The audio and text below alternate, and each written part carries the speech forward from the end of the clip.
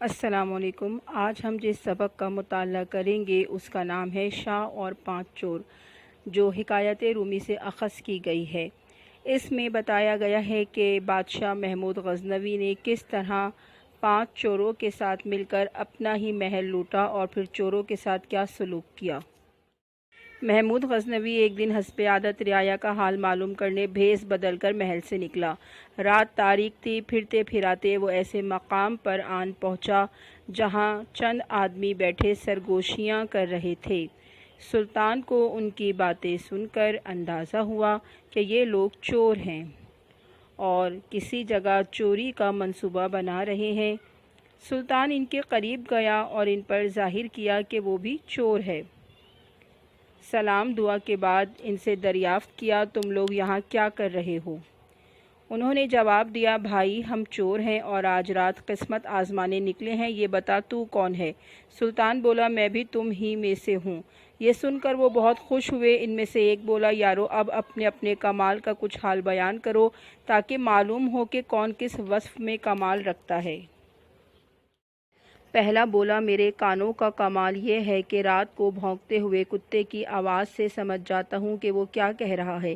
دوسرا بولا، مجھ میں یہ وصف ہے کہ رات خواہ کیسے ہی تاریک کیوں نہ ہو، اندھیرے میں جسے ایک بار دیکھ لوں اسے دن کی روشنی میں فوراً پہچان لیتا ہوں۔ تیسرا بولا، میرے بازو اتنے طاقتور ہیں کہ میں مضبوط سے مضبوط دیوار میں نقب لگا لیتا ہوں۔ چوتھا بولا، میری ناک میں یہ خاص وصف ہے کہ زمین سونگھ کر بتا دیتا ہوں کہ خزانہ کہاں دبا ہوا ہے۔ پانچواں بولا، میں اونچی سے اونچی جگہ پر کمند پھینک سکتا ہوں جو وہیں چپک جاتی ہے۔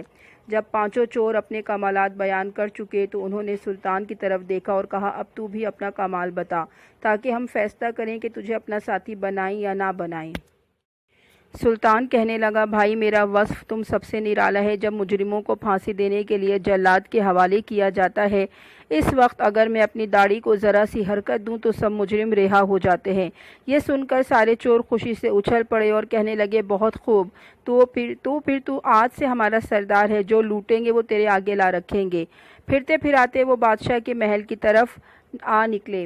یکایک کتا بھونکنے لگا۔ جو شخص کتے کی آواز پہچانتا تھا چوکنا ہو گیا اور کہنے لگا، کتا کہہ رہا ہے کہ بادشاہ ہم میں موجود ہے۔ یہ سن کر باقی چور ہنس پڑے اور بولے، گھاس کھا گیا ہے کیا؟ بادشاہ کا یہاں کیا کام؟ وہ تو محل میں آرام کر رہا ہوگا۔ اتنے میں دوسرے چور نے زمین پر ناک لگائی اور کہا، دوستو خزانہ قریب ہی ہے۔ کمند پھینکنے والے نے کمند پھینکی اور سب کے سب کمند کے رسے کے ذریعے محل میں جا پہنچے۔ نقب زن نے نقب لگائی اور وہ سب اس جگہ پہنچ گئے کہ جہاں پر خزانہ رکھا ہوا تھا۔ انہوں نے جلدی جلدی تمام قیمتی ہیرے جواہرات اور نوادرات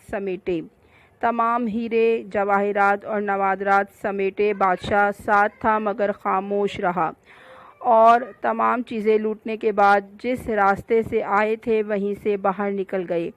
تمام لوٹا ہوا خزانہ انہوں نے ایک محفوظ جگہ چھپا دیا تاکہ دن کی روشنی میں اسے تقسیم کر سکیں۔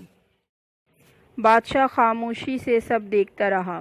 سلطان نے اس مقام کو اچھی طرح سے ذہن نشین کر لیا اور ان سے جدا ہو کر چھپتا چھپاتا محل کو لوٹ آیا۔